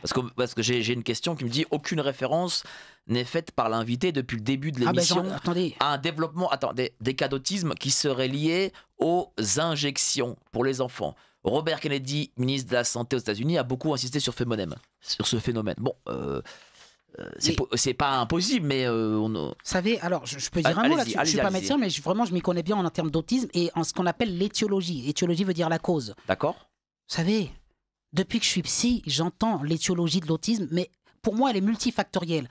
Je dis en 2 mots, hein, je peux me permettre. Allez-y. On veut nous faire croire que l'étiologie de l'autisme, elle est purement génétique, c'est-à-dire qu'on naît ainsi et qu'il n'y a aucun facteur environnemental qui détermine l'autisme. D'accord. Mais ça, c'est ce que dit la HAS, la Haute Autorité de Santé, mais c'est un consensus scientifique qui veut nous faire croire ça. Dans la réalité, il n'est pas prouvé que génétiquement, on n'a pas identifié... Non, mais là, on parle Oui, des mais injections. je vais y arriver. D'accord, C'est allez-y. ça que j'essaie de développer. Excusez-moi, allez-y. On veut nous faire croire que l'autisme a une origine purement génétique, mais elle a une origine multifactorielle. Par exemple, je vous l'ai expliqué avec la dépakine. La dépakine, c'est ce qu'on donnait à certaines femmes enceintes ont pris et qu'elles n'auraient pas dû prendre. Quand vous prenez de la dépakine, il y a ce qu'on appelle du valproate de sodium dedans, et ce valproate de sodium fait que vous allez mettre au monde un enfant autiste, entre guillemets autiste, ou en tout cas avec une déficience, etc. Et il y a eu un scandale de la dépakine, et désormais c'est avec une femme enceinte, on met une croix rouge, on dit non, surtout ne pas donner aux femmes enceintes. Qu'est-ce que ça veut dire ? Ça veut dire que si on arrive aux fameuses injections, la piste toxicologique, ça s'appelle. Oui. La piste toxicologique, c'est un des facteurs, évidemment, qui peut générer de l'autisme. Donc, en gros, il y a la piste psychogène. Qu'est-ce que c'est ? Piste psychogène, c'est quand l'autisme pourrait venir par l'environnement, c'est-à-dire l'éducation des parents. Cette piste-là, c'est celle de la psychanalyse pendant des années. Et on a dit, oh là là, Bettelheim a parlé des mères frigidaires, c'est horrible d'incriminer les parents. Donc, aujourd'hui, on veut rejeter la psychanalyse parce qu'on dit, oh, vous nous dites que ce sont la faute des parents. Bon, mais en fait, c'est multifactoriel et il peut y avoir aussi une piste génétique. Il peut y Bien avoir, sûr. mais un pourcentage faible. Donc, Donc pour les fameuses injections... C'est pas impossible. Non, voilà, je veux pas dire que... De toute façon, il y avait une explosion des cas avant les injections, hein, je vous le dis clairement. D'accord. Mais il faut comprendre que l'autisme, ce n'est pas la trisomie 21. La trisomie 21, on sait qu'il y a un 3e allèle sur le chromosome D'accord. 21. On sait qu'en faisant une amyosynthèse, c'est prouvé, etc. On peut le savoir. Mais on veut nous faire croire que l'autisme, c'est pareil. Non. Et c'est pour ça que les injections, comme tout un tas de... On a remis en question, par exemple, l'aluminium dans les vaccins, enfin, tout un tas de trucs. Il y a tout un tas de possibilités. Certains parlent des ondes téléphoniques. Enfin, il y a tout un tas de facteurs. L'alimentation aussi, monsieur. L'alimentation. Vous savez qu'on mange de la merde. Hein. Je veux dire, regardez... Alors, soyez peu. Pardon, Jean-Luc, quand pardon. même. Alors, on mange, comment dire... Des choses pas bonnes, quoi. Mais donc on parle que du cancer, mais c'est pas que Alors, le cancer. j'ai beaucoup de réactions. Excusez-moi. Faut que Voilà. vous êtes lancé C'est là, pas ce que le matin. cancer, je veux dire, ça peut, on sait pas. Alors, bonjour messieurs, très intéressant. Le vieux de 80 ans est-il le boomer que vous critiquez d'habitude? J'ai 80 ans.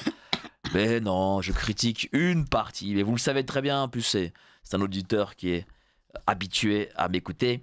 Quelques coups de pied au cul, selon l'expression bien méritée, seraient nécessaires. Oliventen disait 2 tiers de tendresse, 1 tiers de coups de pied au cul. Non, je ne veux pas m'occuper des petits-enfants, les parents doivent faire le boulot.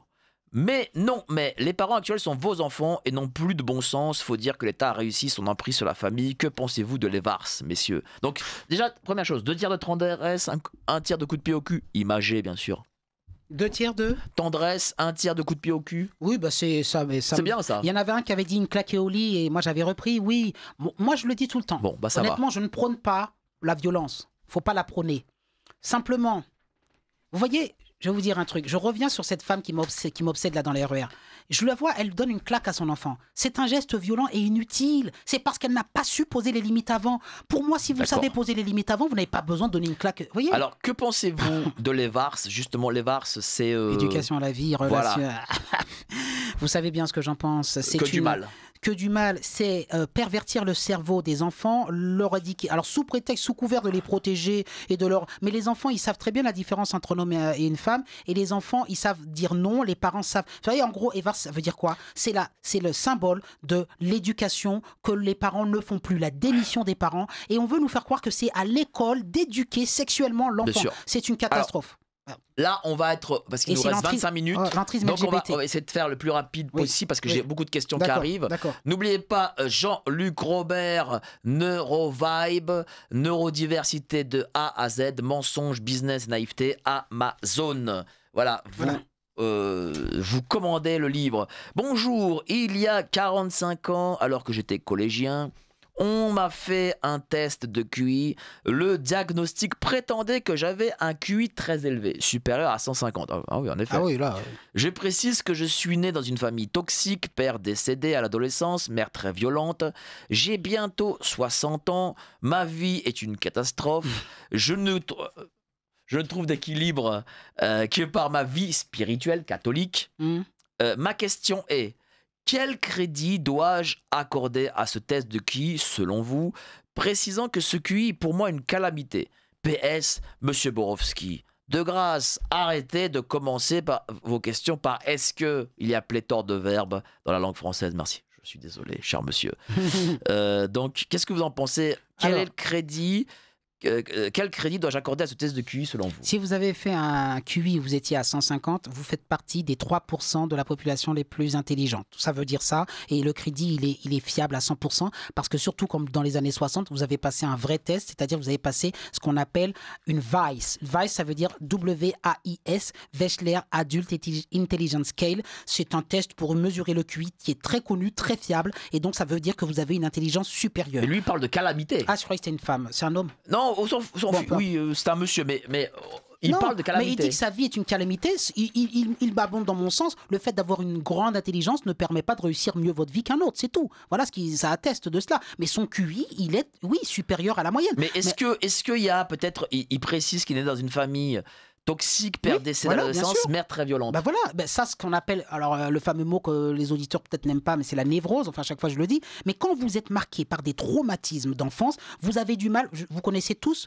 ce qu'on appelle la résilience de Boris Cyrulnik. La résilience, vous connaissez Boris Cyrulnik, il passe beaucoup à la télé, le psychiatre, tout ça, il explique que, parce que lui, ses parents, il a connu la Shoah et tout ça, il explique que quand vous subissez un traumatisme, vous êtes déformé. Vous savez, la résilience, ça vient de la propriété des métaux. Si vous tordez un métal, il revient à sa place. Par contre, si vous tordez du plomb, il revient pas. Si vous tordez de l'alu, il a la capacité de revenir plus facilement que le plomb et l'acier. Bon, eh bien ça, c'est la résilience, c'est la capacité, malgré les déformations de la vie. Lui, il a été beaucoup déformé, ou elle, l'auditeur, c'est-à-dire qu'il a eu des traumatismes, des parents toxiques. Eh bien, il aurait été capable de retrouver une forme normale, c'est-à-dire avoir un travail normal, une famille et être qu'une personne qui n'a pas de troubles, qui va pas à la salle. Pas réussi? Eh ben parce qu'il n'a pas été, alors il va pas le prendre bien, mais il n'a pas su être suffisamment résilient. Et ça, c'est dans le sens peut-être qu'il n'a pas été aidé, peut-être. Oui, aussi. il n'a peut-être pas été aidé, mais en gros, on n'est pas égaux face à la résilience. Il y a des gens, vous savez, moi j'ai vu des gens qui subissent des tout petites choses, un petit divorce, enfin, c'est énorme, mais je veux dire, c'est pas des trucs graves. D'accord. Et ils ne s'en remettent jamais.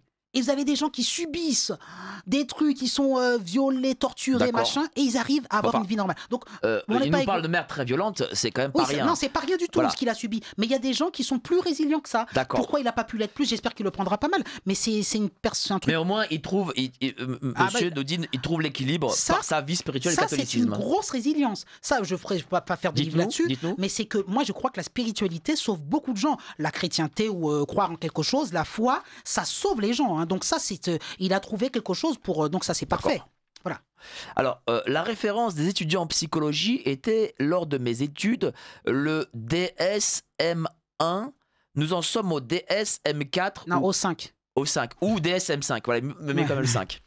Le nombre de maladies mentales a explosé. Explosion sans doute liée à la mise sur le marché de nouvelles molécules.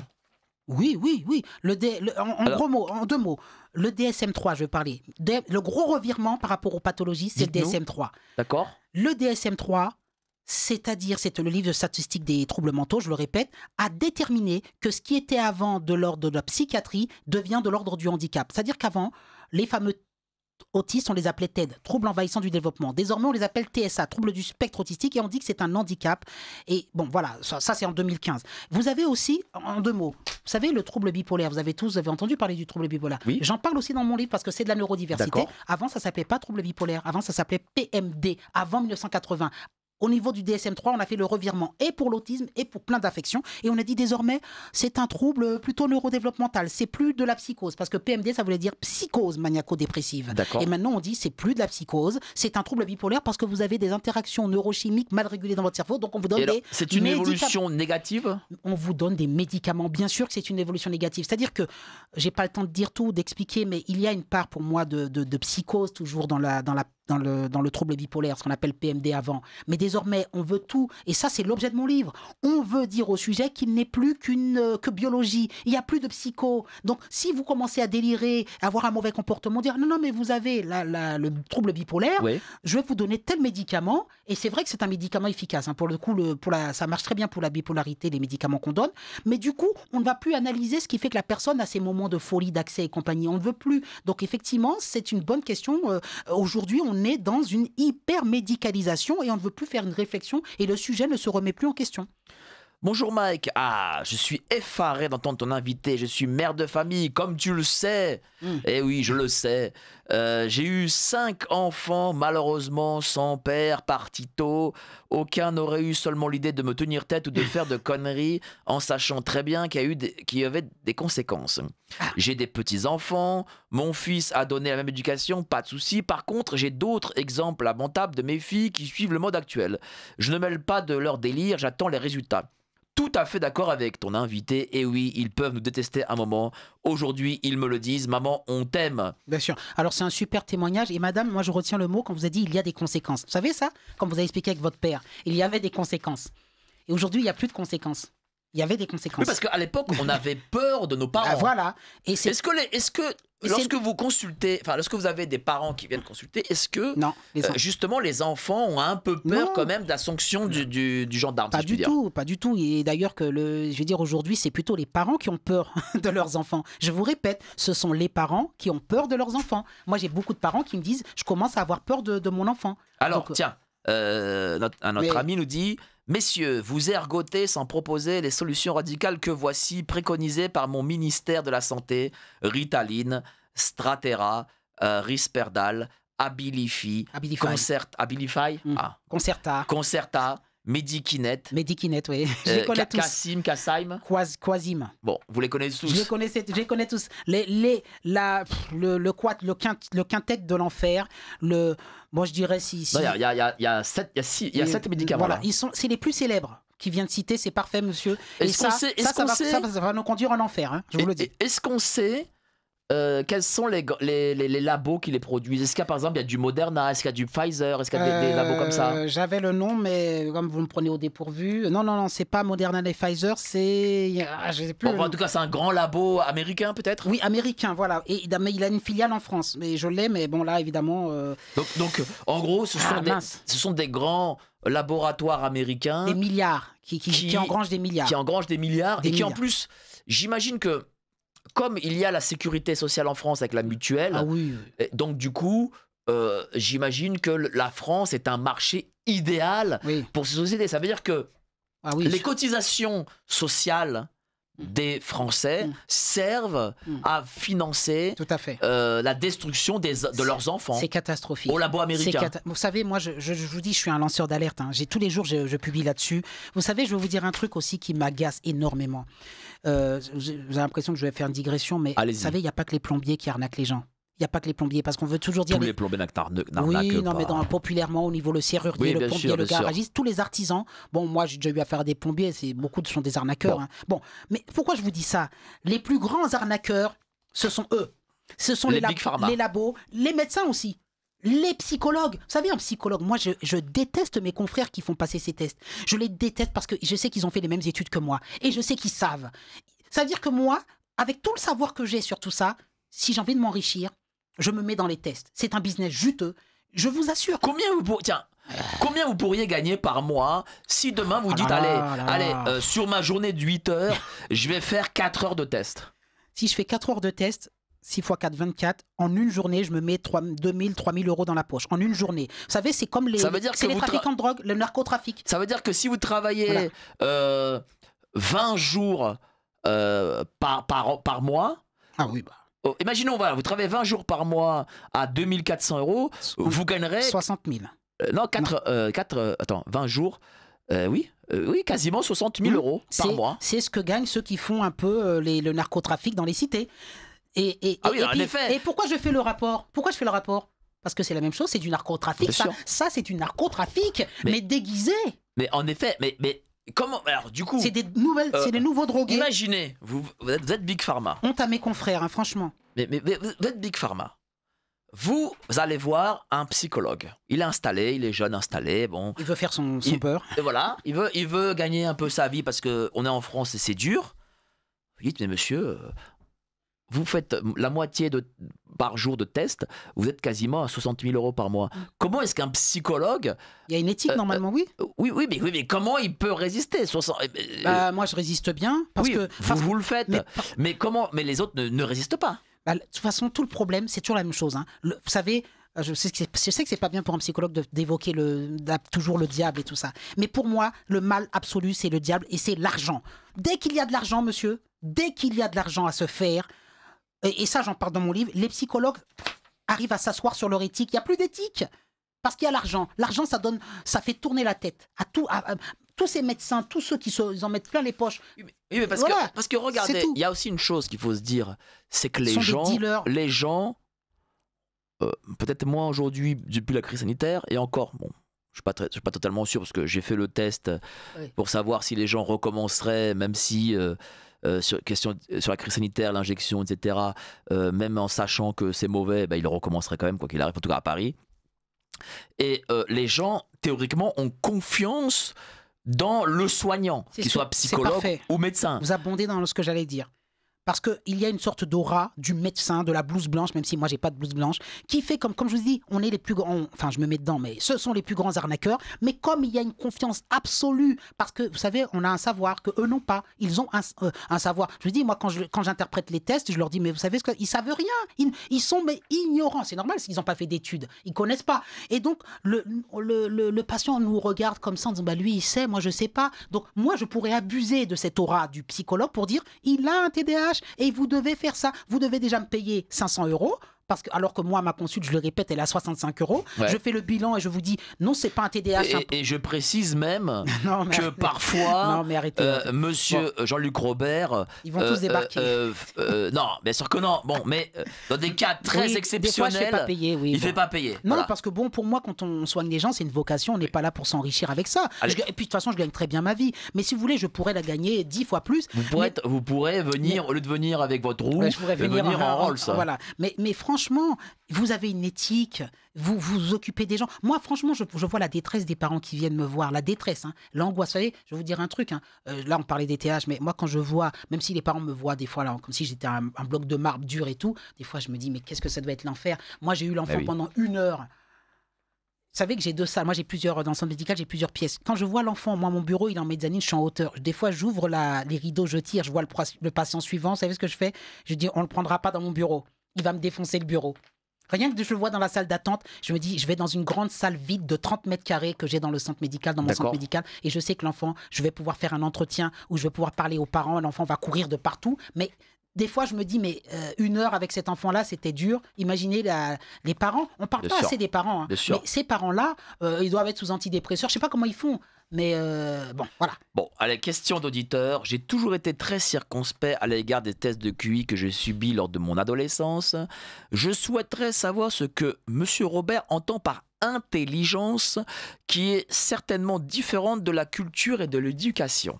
L'intelligence en psychologie, c'est clair en 2 mots, c'est la capacité à faire des liens. Qu'est-ce que c'est faire un lien? Je vous donne un exemple pour que vous compreniez. Nous sommes des animaux, entre guillemets, des animaux supérieurement intelligents par rapport aux autres. Animaux. Je vous donne un exemple. Et même et encore, si nous voyons un enfant, vous prenez un bébé, un enfant qui a 5 ans. il n'a jamais vu de voiture de sa vie, admettons, ou de vélo, ou de quoi que ce soit. Si il voit un jour une bille que vous faites rouler, ou une roue que vous faites rouler, une roue, comme ça, vous lui faites rouler, son cerveau va enregistrer que la roue roule. L'intelligence, c'est que quand il va voir une voiture qu'il n'a jamais vu rouler de sa vie, il va comprendre que c'est un véhicule qui sert à déplacer. Pourquoi? Parce qu'il va dire il y a des sièges pour s'asseoir, il va voir les roues et il va se dire roue plus siège égale véhicule de transport. Il n'aura pourtant jamais vu une voiture rouler de sa vie et il saura que c'est un véhicule qui sert à transporter des gens parce qu'il va faire, je vous le répète, des liens. C'est ça l'intelligence. Quelqu'un qui n'est pas intelligent, parmi les personnes qui font un QI, qui sont déficients, ils vont pas faire le lien. Ils vont dire mais à quoi sert cet objet? Ils vont pas se dire la roue roule donc la voiture avance. La voiture avance, pourtant, ils vont pas faire tous ces liens. Donc, je vous donne cet exemple pour vous dire que c'est ça l'intelligence, c'est la capacité au cerveau de faire des liens. Et il y a des gens qui font des liens plus rapides que d'autres. Ce sont des gens supérieurement intelligents. Elon Musk, par exemple, fait des liens, j'imagine, que vous ne faites pas. Merci de me le dire. Non. Et donc du coup, l'intelligence, c'est pas avoir fait l'ENA, par exemple. Non. C'est pas ça. Non, il en faut quand même un peu. Mais en gros, ah oui, j'ai pas parlé par rapport à la culture. Être cultivé, c'est pas être intelligent. Sinon, nous aurions, vous savez, on nous dit que Monsieur Emmanuel Macron est très intelligent. Bon, il est peut-être cultivé, mais il n'est pas forcément intelligent. D'accord. Et puis, vous savez, dans l'intelligence, c'est compliqué de mesurer. C'est pas parce que vous êtes intelligent que vous réussissez votre vie. Vous l'avez vu avec la dame, enfin, le monsieur là. L'intelligence, d'abord, elle se mesure et elle a plusieurs facettes. Donc, c'est extrêmement complexe. Par contre, elle se mesure et ça donne des tests de QI. Voilà. Monsieur, gardez votre style, on voit très bien et il est à vous dans la vérité. Merci aussi aux psychologues que j'aime beaucoup. Merci. Bravo, en effet, les enfants sont éduqués sans barrière, c'est catastrophique. Une grand-mère et même arrière-grand-mère. Merci. Quelle est exactement la définition du syndrome d'Asperger? En 2 mots, un syndrome d'Asperger, c'est un syndrome autistique, avant tout. Et qu'est-ce que c'est que l'autisme? Si je dois le définir, c'est 1. Altération de la communication. 2. Altération des interactions sociales. 3. Intérêt stéréotypé et restreint. Par contre, les Asperger, souvent, n'ont pas une altération visible de la communication. Ce sont souvent, par exemple, je vous donne un exemple, des enfants, on va dire « Ah, il a parlé en retard ». Et à 3 ans, il s'est mis à parler, mais super bien. En fait, c'était pas un retard. Il était mutique avant. Donc, en gros, un Asperger, c'est ça. C'est un être qui est altéré dans les échanges. Par exemple, il a du mal à comprendre les codes sociaux. Vous savez, il y a plein de choses. Et donc, les gens vont dire, mais il me parle, mais il me regarde pas. C'est pas normal. Ou par exemple, dire bonjour, c'est pas évident pour lui. Bon, ça, c'est ça. Et deuxièmement, ce qui fait que c'est Asperger, sinon ça ne peut pas l'être. Et c'est pour ça que souvent, quand je pose des questions aux parents, moi, j'essaie de cocher des cases. Les parents ne comprennent pas pourquoi. Des fois, je m'adresse au petit, je lui dis, qu'est-ce que tu aimes faire dans la vie? Alors, il me dit, ouais, moi, j'aime faire ça. Et je lui dis, t'as étudié tous les dinosaures et tout ça? Et je lui pose des questions. Et là, je vois que le jeune, il a un savoir scientifique qu'il ne devrait pas avoir. Il a été chercher des infos. Je lui dis, mais normalement, c'est pas un enfant, ça s'intéresse à Jurassic Park. Basta. Non, lui, c'est pas ça. Lui, il va vous chercher toute l'histoire de la préhistoire. Et par lui-même, c'est pas le parent. Il va chercher les infos par lui-même. Il les étudie. Et surtout, c'est obsessionnel. C'est-à-dire que les parents disent, j'en peux plus. Il m'en parle 24 heures sur 24. Je lui dis d'arrêter. Il ne peut pas parler d'autre chose. D'ailleurs, il devient parfois le dinosaure. C'est là qu'on est aussi dans la psychose. C'est que certains sont dans des délires. Donc, c'est ça l'Asperger. Et surtout, pardon, il y a du zapping. C'est-à-dire que des fois, ça peut être 2-3 ans, un sujet à fond. Quand le sujet est épuisé, il passe à un autre sujet qui devient une obsession. Voilà. Donc, si vous avez ça, il y a de grandes chances qu'il y ait un trouble Asperger derrière. Alors, je voulais dire que le psychologue pensait que le trouble de l'attention n'était qu'une pure invention. J'ai en effet un enfant atteint d'un TDA. Trouble du déficit de l'attention, mais sans le H, ça veut dire sans hyperactivité. Non, le TDA, en 2 mots, le TDAH n'est pas une invention. Il a été, entre guillemets, démontré par un certain scientifique qui s'appelle Monsieur Steele, à une certaine époque, qu'il y avait effectivement un problème parfois neurologique chez certaines personnes d'attention. Mais vous savez que ce trouble d'attention, il est rarissime. C'est-à-dire qu'il est de 0,5%. Et que, statistiquement. Dans la réalité, non, statistiquement, malheureusement, j'ai l'impression... Non, pardon. Oui. Donc, vous, quand vous avez commencé vos études, avant qu'il y ait toute cette folie, voilà. C'était combien à peu près? Je vous ai dit, allez, j'ai envie de dire, c'est 1 sur 100. Même moins, encore moins, c'est rarissime. Je vais vous expliquer. Avant de diagnostiquer un TDAH, il faut écarter les interactions familiales. Il faut que tout soit normal. Si vous arrivez à expliquer le comportement de désobéissance de l'enfant et d'inattention par le fait qu'il est né avec une tablette dans les mains et que les parents lui laissent la tablette toute la journée, qu'il n'arrive pas à lui dire non, évidemment qu'il va être intolérant à la frustration et qu'il n'arrive pas. Vous savez, avec les applications, les enfants, il est prouvé qu'ils n'arrivent à se concentrer et les profs s'en plaignent que 30 secondes. Pourquoi ? Parce que vous avez remarqué que quand vous faites défiler les vidéos sur les applications TikTok et compagnie, qu'au bout de 30 secondes, il faut changer toutes les 30 secondes. Et ça tue l'attention des enfants. Quand vous avez un enfant que vous mettez sur la tablette le matin, toute la journée, il fait défiler les vidéos comme ça et très vite ça l'ennuie, tout l'ennuie. Il a trop d'informations à la fois. Eh bien cet enfant-là, me parlez pas de TDAH. Vous voyez ? Bien sûr. Alors, chère madame, on ne dit pas que c'est une pure invention. Monsieur Jean-Luc Robert dit non. juste que quand à l'époque, à 30 ans, c'était 0,5% des cas, et à 25-30 ans, c'était pas sous François Ier. Voilà, donc c'était pas, voilà, c'était encore, voilà, c'était le monde moderne, hein, faut pas, voilà.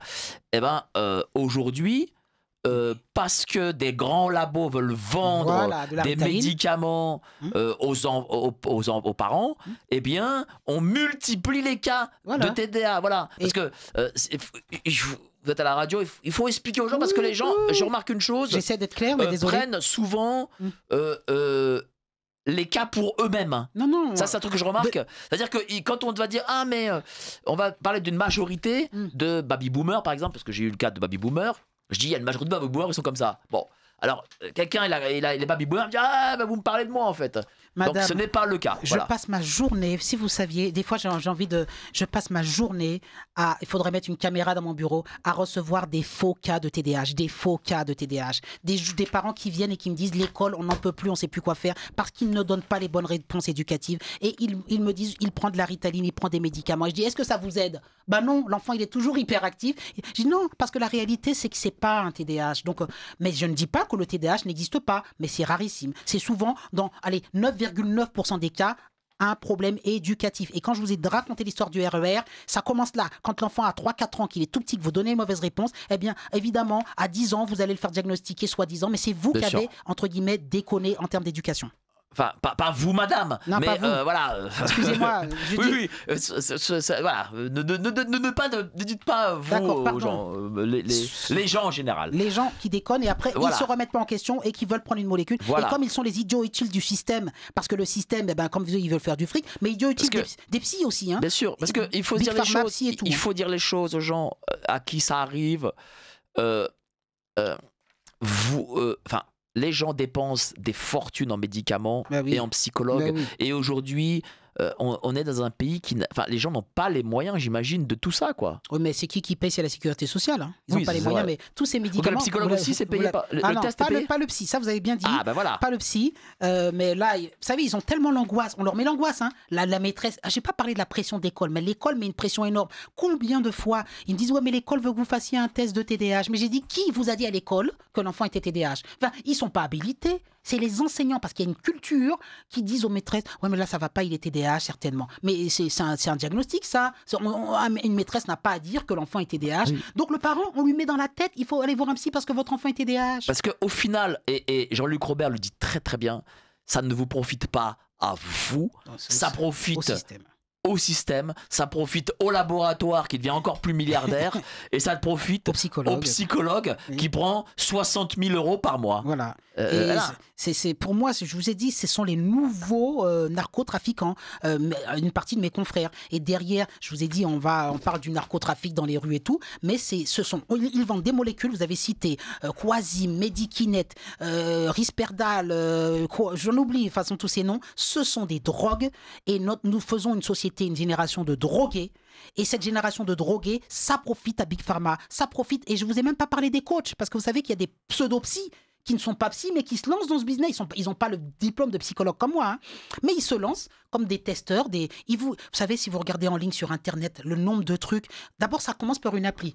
Vous allez voir comment on appelle ça, une vidéo d'un influenceur qui dit « Je suis TDA, je suis ceci, cela ». Ça commence comme ça. Derrière, vous ne comprenez pas. Vous devenez fan de ce gars-là. « Oh, il est comme moi, il a des choses. » Et petit à petit, on va vous vendre des formations. Et les formations, on n'a pas parlé, mais ça coûte une fortune. C'est-à-dire, en gros, ils se retrouvent dans une sorte de secte entre eux pour dire « Ah ben, bienvenue au club ». C'est-à-dire que ce sont des groupes de personnes qui viennent écouter un grand prophète qui vient leur expliquer qu'ils sont neurodifférents. Enfin bon, bref. Mais je vais vous dire une chose, hein. c'est fou parce que on a l'impression de parler d'une forme de science-fiction. Ah non, mais... on a l'impression de parler d'un film dystopique oui. qu'on aurait pu voir il y a les années 80, 90. Oui, mais en réalité, tout ça c'est la réalité. Et c'est beaucoup, plus répandu que nos auditeurs peuvent le croire. Je vais aller plus loin. Dans mon livre, je vous expliquais, il y a 13 récits. Dans les récits, parfois, vous parlez de récits dystopiques. Alors, on a 1 minute encore. Alors, très vite, on a parlé l'autre jour sur GPTV de l'intelligence artificielle. Oui. Demain, moi, il y a une fiction dans mon livre, une partie de fiction où j'explique que demain, Neuralink, notamment, il y en aura beaucoup des Neuralink, c'est l'industrie de, vous savez, Elon Musk qui veut mettre des puces dans notre cerveau et tout. Demain, il sera possible d'effacer la mémoire d'un humain très facilement. Hein. Comme Sébastien Chabal. Hein. Sébastien Chabal, il n'a plus de mémoire, il a eu des chocs à la tête.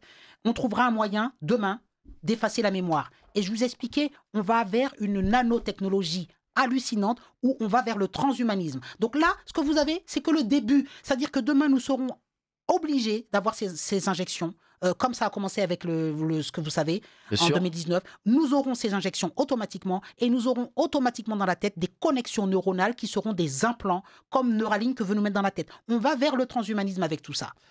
Écoutez, c'est un monde bien effrayant, cher Jean-Luc Robert, mais c'est un monde réel. C'est un monde réel. C'est pas de la science-fiction. Et il y en avait un qui avait prophétisé en 1984. Hein, bien sûr. Mais je vais vous le dire, hein, là on est en 2025, ce n'est que le début.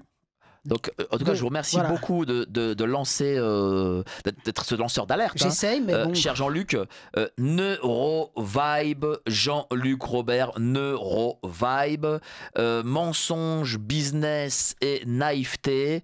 Voilà, je remontre le livre. Où est-ce qu'on peut le trouver, cher Jean-Luc? Sur Amazon principalement et sur mon site qui s'appelle jeanlucrobert.fr, jeanlucrobertaccroché.fr. Et vous êtes aussi sur TikTok? Oui, sur TikTok, jeanlucrobert.81, Jean-Luc Robert 83. Voilà. Bon, de toute façon, mettez Jean-Luc Robert, vous le trouverez. Je suis sur YouTube, sur TikTok, partout. Voilà, partout. Voilà. Et justement, vous parlez de tout ça. Je parle de tout ça. Et vous alertez les parents. Il y a 365 pages.